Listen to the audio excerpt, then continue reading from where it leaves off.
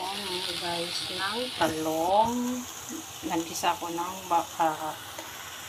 sibuyas at kamatis. Tapos meron akong pork chop na slice ko dito. Marinate na kasi yan. Tapos lagyan ko siya ng oregano at sili para may ibang flavor naman siya guys. Ayan, nilagaw ko guys ng talong. Tapos lagyan lang natin guys ng pork chop dito.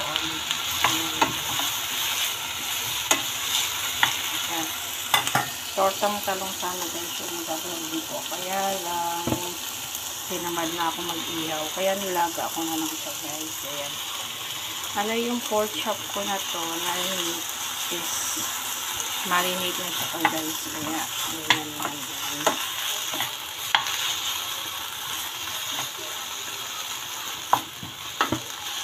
Hindi ko alam kung anong tawag dito sa luto na to. Basta piniluto ko lang guys. Lunch ko guys. Ako lang naman nakakain. Ayan. Lagyan ko yung oregano para may ibang flavor siya. Tingnan ko kung ano yung lasa niya.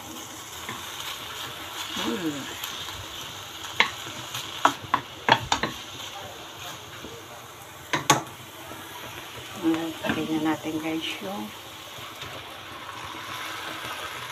bowl na tapos yan. Oyster sauce. Ayan, hahaluin lang natin guys. And then,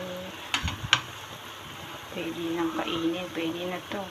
Haluin lang natin guys. Ayan.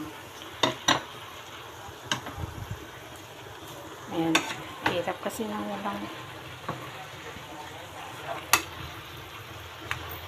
Ayan. Ayaw ko kung anong lasa dito.